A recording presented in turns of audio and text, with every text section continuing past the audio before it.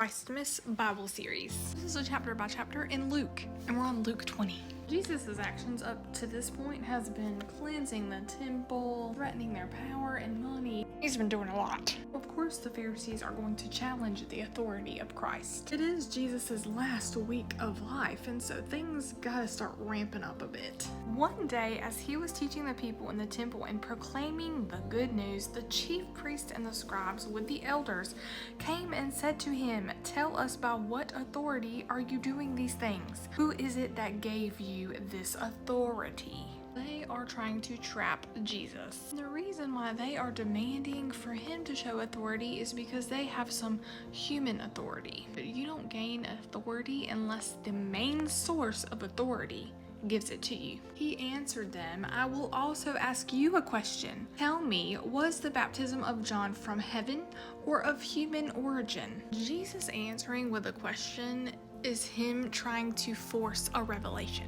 Have you ever noticed when God speaks, a lot of times it's in question form? God often speaks in questions, not because he's lacking the information. Statements transfer data, but questions, they awaken the person standing in front of you. Not about filling gaps in his knowledge, it's about filling gaps in our own. Verse 5, the Pharisees discussed it among themselves. If we say from heaven, he will say, "Why didn't you believe him?" But if we say of human origin, all the people will stone us, because they are convinced that John was a prophet. So they answered, they did not know its origin. You like how Luke subtly included the fear of people versus the fear of God in there? They were not confused. They were calculated. They were discussing among themselves. They were planning. And because they said they didn't know, Jesus said to them, "Neither will I tell you by what authority I do these things." He then goes to talk about some owner confusion. Yes, it's a parable. Verse 9, now he began to tell the people this parable.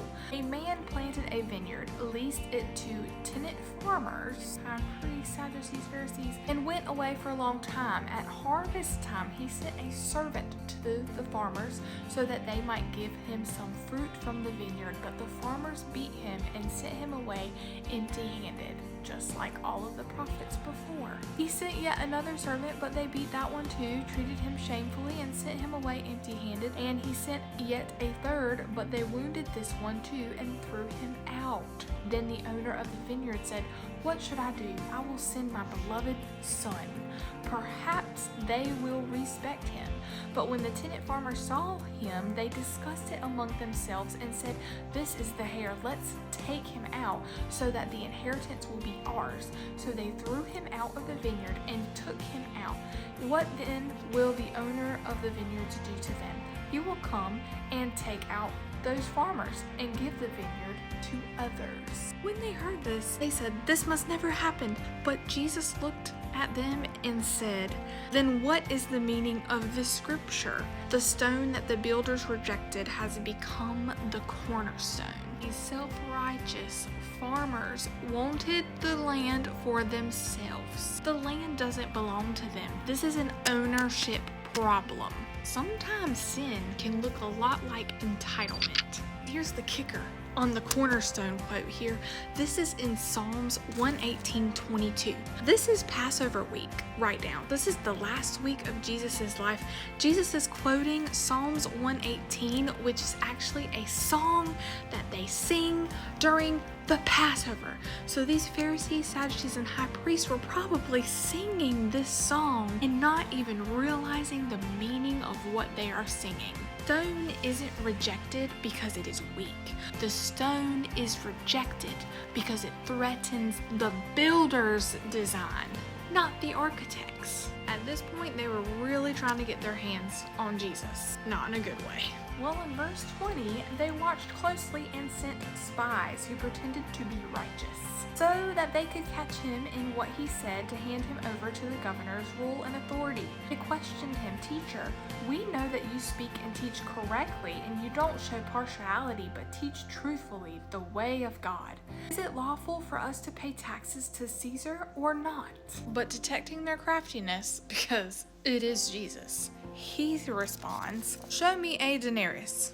Whose image and inscription does it have? Caesar's, they said. Well then, he told them, give to Caesar the things that are Caesar's, and to God the things that are God's. They were not able to catch him in what he said in public, and being amazed at his answer, they became silent. And this is a subtle rebuke. They're worried about divided loyalty, yet they themselves are divided against God. Give to things that are Caesar's. Caesar's image is on the coin. God's image is on humanity. And then Jesus finishes up this chapter with a warning to his disciples. Beware of the scribes who want to go around in long robes, who love greetings in the marketplaces, the best seats in the synagogues, and the places of honor at banquets. They devour widows' houses and say long prayers just for show. These will receive harsher judgment. I can't believe we're already on Jesus' last week. I'll see you in the next Christmas video when we do Luke chapter 21.